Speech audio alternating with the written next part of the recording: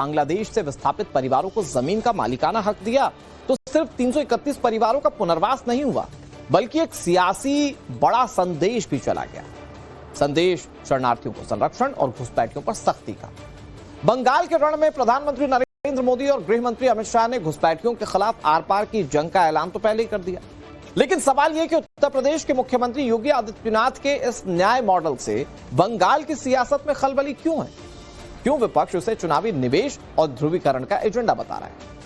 क्या शरणार्थी बनाम घुसपैठिया ही सबसे बड़ा बंगाल का चुनावी मुद्दा बनने जा रहा है? और सबसे बड़ा सवाल यह कि क्या योगी आदित्यनाथ की गर्जना बंगाल की सियासत का नया तूफान बनने जा रही है? रिपोर्ट आप देखिए।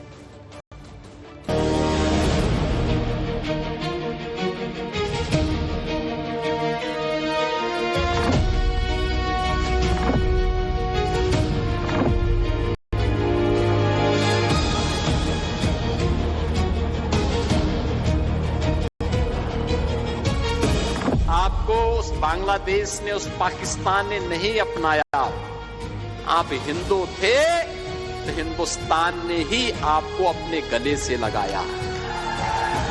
ये न्याय का वह क्षण है जिसने इतिहास की अधूरी तमन्ना को पूरा किया। कांग्रेस का पाप देखो, आपकी पहचान छुपाने के लिए गांव का नाम भी मियापुर रख दिया। अब ये मियापुर नहीं रहेगा। इन विभाजनकारी लोगों के चेहरे को तो देखो। जिस सिटीजनशिप अमेंडमेंट एक्ट के अंतर्गत आपको हमें अधिकार प्रदान कर रहे हैं, इसका विरोध कांग्रेस ने भी किया था और समाजवादी पार्टी ने भी किया था। मौका था बांग्लादेश से विस्थापित होकर आए 331 हिंदू परिवारों के पुनर्वास के बाद जमीन का मालिकाना हक सौंपने का, और निशाने पर रही कांग्रेस से लेकर समाजवादी पार्टी। सीएम योगी ने आरोप लगाया कि तुष्टीकरण की राजनीति के चलते न सिर्फ इन परिवारों को उनके हक से वंचित रखा गया, बल्कि उनकी पहचान तक मिटाने की साजिश रची गई। मुख्यमंत्री योगी आदित्यनाथ ने मियापुर गांव का उदाहरण देते हुए सीधे कांग्रेस और समाजवादी पार्टी के वोट बैंक मॉडल पर कड़ा प्रहार किया। कांग्रेस का पाप देखो, आपका अधिकार तो लिया, आपसे वोट तो लेते रहे, लेकिन कभी आपको मालिकाना अधिकार नहीं दिया। आपकी पहचान छुपाने के लिए गांव का नाम भी मियापुर रख दिया। आप सोचो, एक भी मियां नहीं, लेकिन नाम मियापुर। अब ये मियापुर नहीं रहेगा। अब बांग्लादेश से आए हुए इन बंदों की इस बस्ती का नाम रविंद्र नगर होगा। रविंद्र नगर, गुरुदेव रविंद्र।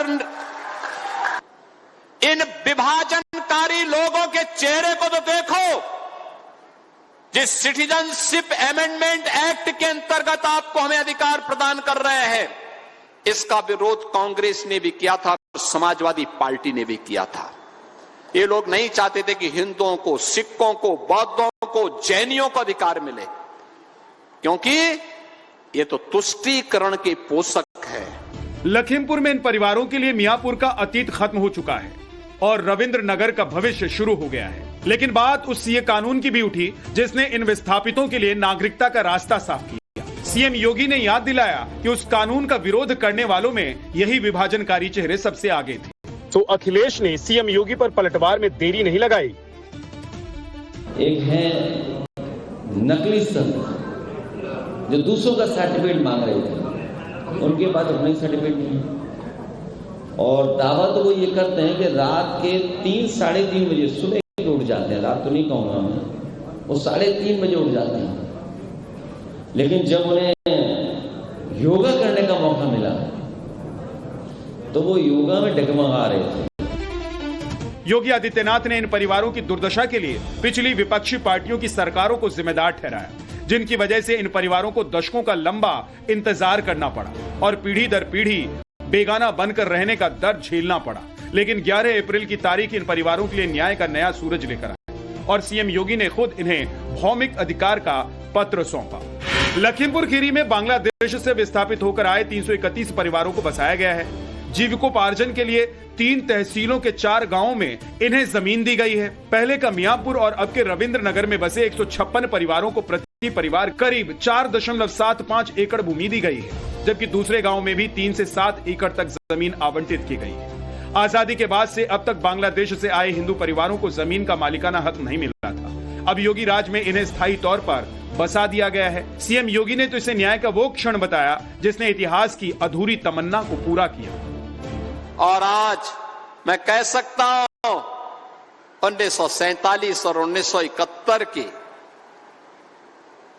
उस विभाजन और उस त्रासदी के उपरांत जो लोग विस्थापित होकर के दर दर की ठोकर खाते हुए यहां पर बसे थे, ऐसे 1000 से अधिक परिवारों को आज यहां पर भौमिक अधिकार देते हुए मुझे गौरव की अनुभूति हो रही है कि आज इन बंगाली बंधुओं को उनका अधिकार हम उपलब्ध करवा रहे हैं।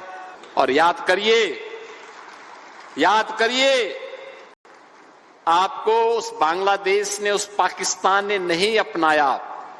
आप हिंदू थे तो हिंदुस्तान ने ही आपको अपने गले से लगाया। आप सिख थे, आपको हिंदुस्तान ने ही अपने गले से लगाया। आप बौद्ध और जैनी और पारसी थे तो हिंदुस्तान ने ही आपको अपने गले से लगाया।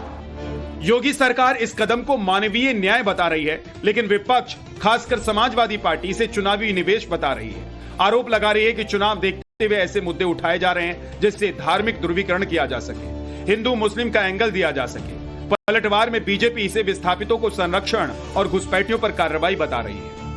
भारत में बांग्लादेश, पाकिस्तान, अफगानिस्तान और तमाम मुल्कों से आए हुए नॉन मुस्लिम्स कितने दिनों से, आजादी के टाइम से आए हैं। बांग्लादेश की 1971 में लड़ाई हुई तब से लोग आए हैं। आज तक उन्हें भारत सरकार से या उत्तर प्रदेश सरकार से क्यों नहीं नागरिकता दी गई, क्यों नहीं उन्हें अधिकार दिया गया? पिछले 11 सालों में केंद्र में, उत्तर प्रदेश में भाजपा की सरकार है तो क्यों नहीं अधिकार दिया? लेकिन चूंकि चुनाव नजदीक है, इसे हिंदू मुस्लिम का एंगल देना है, फायदा लेना है, अपने वोटों को मोबिलाइजेशन करना है, इसलिए ये कार्यक्रम किया जा रहा है। सुशासन मूल मंत्र है और योगी जी का सुशासन मॉडल तो पूरी दुनिया में चर्चित है। विस्थापितों को जमीन मिल रही है, ये अच्छी बात है, परंतु जो घुसपैठियों हैं उन पर भी कार्रवाई हो रही है, ये एक और अच्छी बात है। घुसपैठियों पर कार्रवाई हो, विस्थापितों को संरक्षण मिले, ये भारतीय जनता पार्टी सरकार का पहला कर्तव्य है और इस पर काम भी कर रही है। विस्थापितों का संरक्षण बनाम घुसपैठियों पर कार्रवाई की लड़ाई सिर्फ यूपी में ही तेज नहीं है, बंगाल के सियासी रण में भी घुसपैठियों को लेकर सियासत उबाल पर है। टीएमसी की निर्मम सरकार में सिर्फ और सिर्फ घुसपैठियों की फैक्ट्री फली फूली है। घुसपैठियों के मुद्दे पर प्रधानमंत्री नरेंद्र मोदी से लेकर केंद्रीय गृह मंत्री अमित शाह तक ममता बनर्जी पर लगातार हमलावर हैं। पीएम मोदी ने तो साफ कर दिया है कि एक एक घुसपैठियों को भारत से खदेड़ा जाएगा और घुसपैठियों के मददगारों का भी पूरा हिसाब किया जाएगा। साफ है कि बीजेपी ने बंगाल से लेकर उत्तर प्रदेश तक अपनी पिच तैयार कर ली है। एक तरफ विस्थापित हिंदू परिवारों को न्याय देकर शरणार्थी संरक्षण का संदेश है, तो दूसरी तरफ घुसपैठियों पर सर्जिकल स्ट्राइक की चेतावनी। पश्चिम बंगाल में बीजेपी का मैनिफेस्टो जारी करते वक्त केंद्रीय गृह मंत्री अमित शाह ने भी साफ कर दिया था कि बंगाल में बीजेपी की सरकार घुसपैठ के प्रति जीरो टॉलरेंस की नीति से आगे बढ़ेगी। अमित शाह साफ कर चुके हैं, भारत कोई धर्मशाला नहीं है। वहीं बंगाल की चुनावी रैली में ममता बनर्जी पर निशाना साधते हुए उन्होंने कहा कि दीदी घुसपैठियों को बचाने में जितना जोर लगा दे, बीजेपी बंगाल को घुसपैठियां मुक्त कर देगी। भारतीय जनता पार्टी चाहती है कि बंगाल को घुसपैठियों से मुक्त कर दे और ममता बनर्जी इनको संभाल कर रखना चाहती है। ममता दीदी, जितना जोर लगाना है लगा दो, एक एक घुसपैठिए को हम चून चूर कर बंगाल के बाहर निकालेंगे। घुसपैठिए हमारी देश की सुरक्षा के लिए खतरा है। हमारे युवाओं की रोजगारी ले जा रहे हैं, हमारे गरीबों का चावल खा रहे हैं।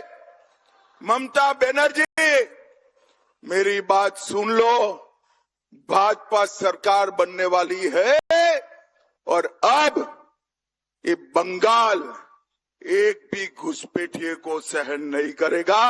सारे घुसपैठियों को चुन चुन कर निकालने का काम भारतीय जनता पार्टी करेगी। ये भारत धर्मशाला नहीं है, हमारी भूमि है।